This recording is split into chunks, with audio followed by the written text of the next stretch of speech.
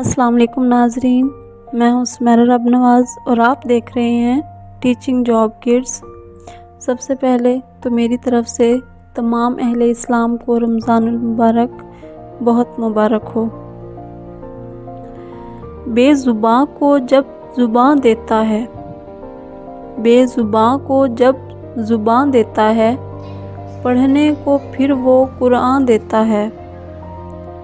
बख्शने पे आए जब उम्मत के गुनाहों को, बख्शने पे आए जब उम्मत के गुनाहों को, तोहफे में गुनाहगारों को रमज़ान देता है। रमज़ानुल मुबारक का महीना खैर व बरकत का महीना है, लेकिन सोचने की बात यह है कि क्या हर शख्स जो रमज़ानुल मुबारक पा ले वो किसी भी तरह से चाहे गुजार दे, क्या वो इसकी बरकतों से मुस्तफ़ीद हो जाता है?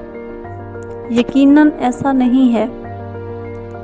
बरकतों से अपनी झोलियां वही लोग भरते हैं जो इस माह मुबारक को सोच समझकर और इसके हर लम्हे की बरकतों को अपनी झोली में डाल लेते हैं, क्योंकि उनको पता होता है कि ये रमज़ानुल मुबारक तो हमारी ज़िंदगी में आ गया है, लेकिन पता नहीं अगला रमज़ानुल मुबारक हमारे नसीब में है या नहीं है।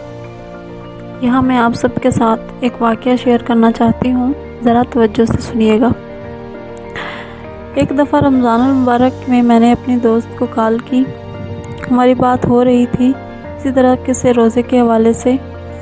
तो वो मुझे बताती हैं कि अम्मी जान की तबीयत ठीक नहीं है सुबह से। मैंने पूछा कि क्या हुआ है उनको, तो कहती हैं कि अम्मी इस हालत में नहीं थी आज कि रोज़ा रखें, लेकिन फिर भी उन्होंने रोज़ा रख लिया है और अब उनकी तबीयत ठीक नहीं है। मैंने कहा कि अम्मी जान से बात करवाओ। मेरी जब उनसे बात हुई तो सलाम दुआ के बाद मैंने उनसे कहा कि आंटी, अगर आपसे रोज़ा नहीं रखा जाता तो आप ना रखती। तो तब जो उन्होंने मुझे अल्फाज बोले मेरे रोंगटे खड़े हो गए। वो बोली, बेटा ये रमज़ानुल मुबारक तो जा रहा है, मेरी ज़िंदगी में पता नहीं अगले रमज़ानुल मुबारक के रोज़े हैं भी या नहीं। मुझे उनकी इस बात ने बहुत ज़्यादा मुतासिर किया और इससे भी बढ़कर तब मुझे उनके ये अल्फाज रुला गए जब वो ईद के चौथे दिन इस जहान फ़ानी से रुखसत हो गई। ये हमारी ज़िंदगी का एक बेशकीमत सबक है। हम रमज़ानुल मुबारक की बरकतों से महरूम हो जाते हैं, ये सोच कर कि अगले रमज़ानुल मुबारक में रोज़े भी रखेंगे, इबादतें भी करेंगे। इस दफ़ा तो हम बड़े मसरूफ़ हैं या हमारी कुछ तबीयत ठीक नहीं है, हज़ारों बहाने होते हैं रोज़े ना रखने के। तो आप सिर्फ इसी एक चीज़ को अपने दिमाग में रखें कि ये रमज़ानुल मुबारक, ये बरकतों वाला महीना, गुनाहों से बख्शिश का महीना हमारी ज़िंदगी में आया है।